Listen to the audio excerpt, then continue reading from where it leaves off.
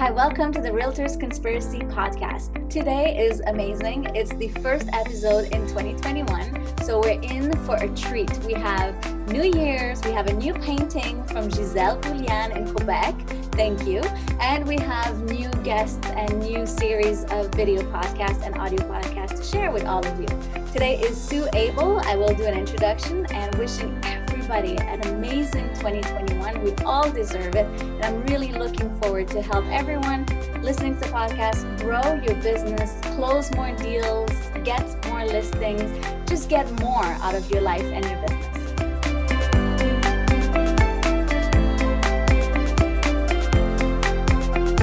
Hi, welcome to the Realtors Conspiracy Podcast. I'm here today in January 2021, the first episode this year with Sue Abell from the company Move.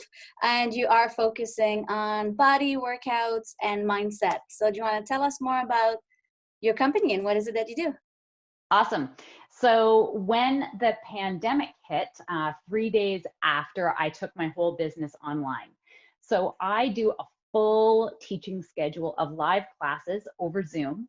And then in addition to that, I also do YouTube. So I have a private YouTube library, and on my website, I have that accessible to members with passwords. And the classes I teach are a combination of small groups of cardio, strength, and then also a lot of yoga as well. Cool. And then what made you realize that going online was going to be the way other than just a pandemic? Were you thinking about it before, or was that? Do you know what? This is the funny thing. You know, I've been in this business off and on since I was 18. I had like a period of 10 years where I had a great international business career taking me to New York. And that's really helped me along the way, of course.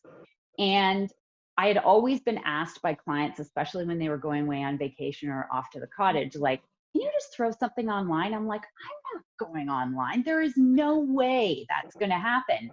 And then pandemic hit, and it was, the biggest thing was the need for community. So in the fitness industry, and I think in any business, the businesses that are able to maintain and keep going through periods of change like this are the ones where they're brought together by the community. It's the people.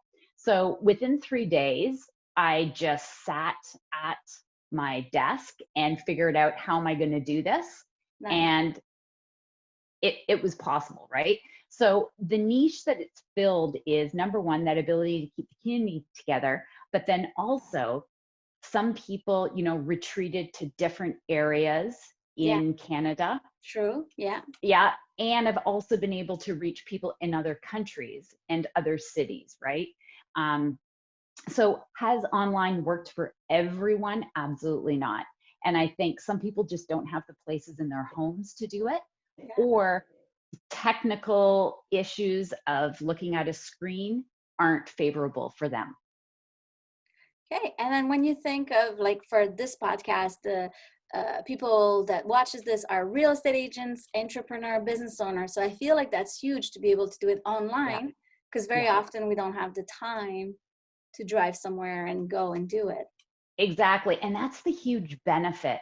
You know, people can do it anytime. So with the recordings, I record the live classes and then also YouTube. So there is so much out there, you know, and you have to find the right trainer for you, right? So I can't be that person for everyone, but there are so many trainers and there are so many large businesses now that you can wake up, you could do a 10-minute mobility yoga circuit, and then you could go for a walk, right? Have it all done before you're even going to get to your realtor business or a showing. And on the flip side, it also gives that structure. So some people thrive on structure. So even in a business like real estate, where it is, you know, so many hours in the day and all over the place, sometimes it's nice to be able to say, okay, I have a yoga class at 8 a.m. and to have that structure, but still, like you said, the time saving of not having to drive anywhere. Yeah. Which is it's been such a positive for my members. The fact that they don't have to worry about what they're wearing. They don't have to get in the car. They don't have to shovel the snow or scrape the ice. Yeah. So I'm doing that because I'm still going to the studio to teach them, because it's nice to see me in a work environment. Yeah. But for them, they can be in front of the fireplace doing it. So they love it. Yeah. Yeah. That's fantastic. Do you want to Yeah. talk about mindset and how that would empower someone to continue? Like there's a lot of stress going on and worries, Yeah. and how do you keep up lifting right now? Yeah. I think the big thing is having that moment of ease and of release. And I always say to people, every time that they show up to move their bodies, I say how strong they are, because the biggest and hardest thing, I think, always is sticking on your running shoes. Yeah. So pulling yourself away from the stress, and our heads tend to do this, right? Like they tend to just whirl around. And I always say, like, if you can put your shoes or your boots on and head outside for 10 minutes, it's hard sometimes to believe, like, how can that really make a difference? But getting out of that stressful environment, or simply just like, oh, I love looking at houses. Oh, so and so painted their house red, saying hi to a neighbor on the street. It's just a change of circumstance. And it doesn't mean that what's going on in your world changes when you get back in a half an hour, True. but it gives that perspective. True. Okay, Yeah. cool. And what about working out? Like how important it is, how often, what do you recommend? Yeah. So, do you know what? Fitness has changed over the years, and a lot of that has to do with science. So sometimes people say, oh, you trainers, 10 years ago you told me to do this, and now you're telling me to do this. Well, a lot of it has to do with the science, right? Mhm. So it doesn't have to be these hour workouts anymore.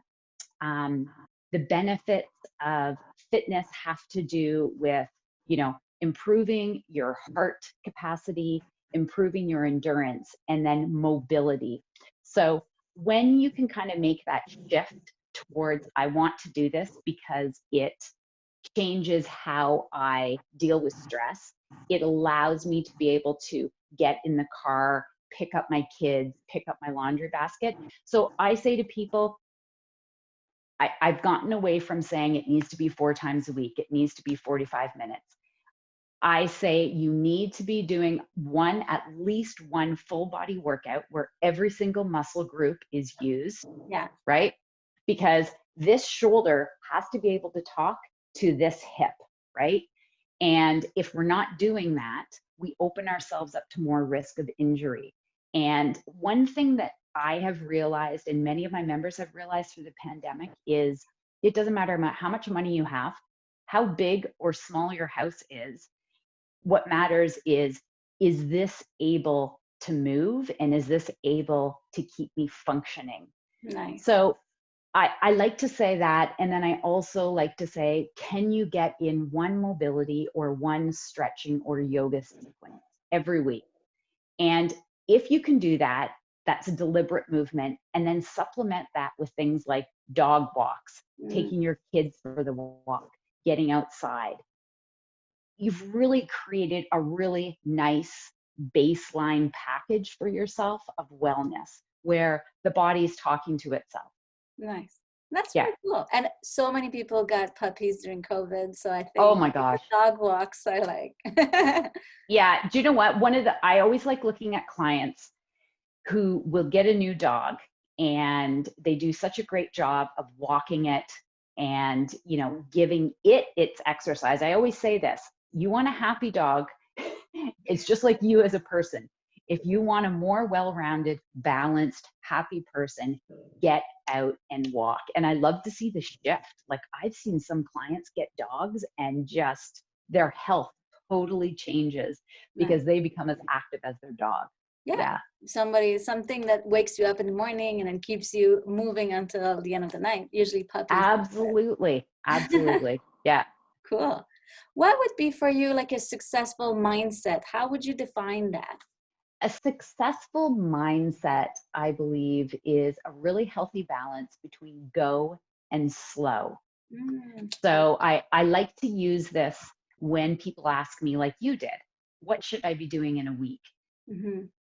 So I look at my go as the work time, the more high-paced workouts where the heart rate's higher, balancing that, even your eating, like, your Friday night meal that has dessert and, really fancy foods, and then balancing that with the slow, which is from a movement perspective, your nice walks outside, your yogas, your mobilities, and then also taking a break from work, which I know is really hard to do. Some people are working harder than ever right now, Yeah. but having your downtime, taking your Netflix time, listening to a podcast, or watching a podcast, and then also balancing that with, okay, Friday night, I went, I did all 3 courses Friday night.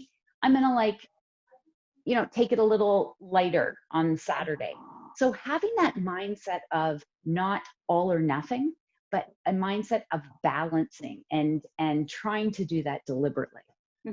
I like that. Go and slow Yep. on different areas. Work, Yes. Food. Exactly.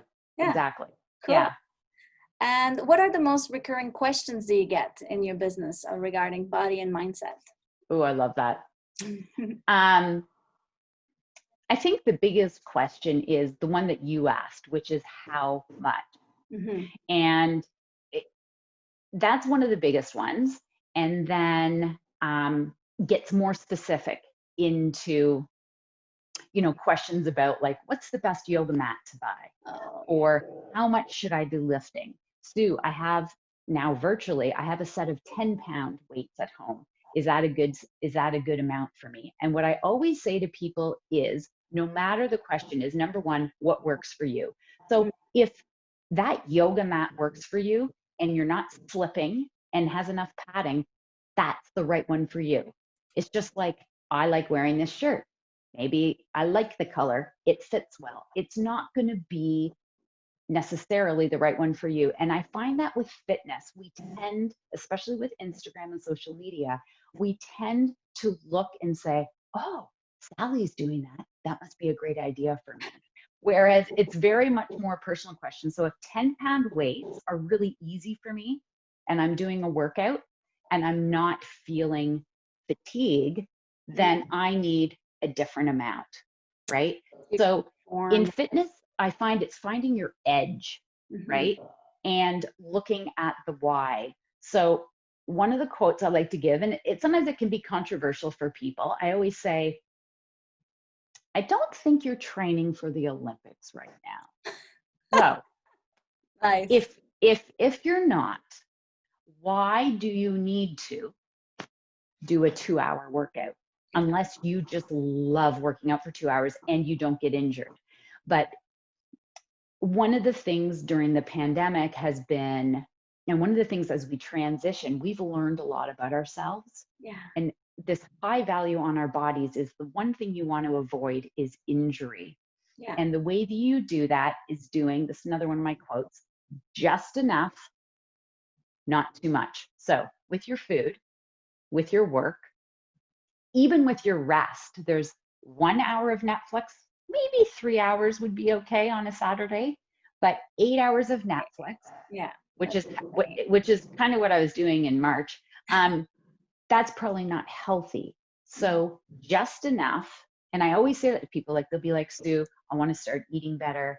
I want to start introducing more greens into my diet. Well, greens can be really hard to digest. So you need just enough, not too much. Yeah. And just take that into all areas of life. That's amazing. That's really good. Yeah. And you're a business owner, so we can talk a little bit about that. What's the best advice you've ever received as a business owner? The best advice I've ever received is that as an entrepreneur, it is about you, and people come to your business because of you, right? And if you have people working for you, same thing, but it's very much about what you put out and what you give. It's not about the gimmicks.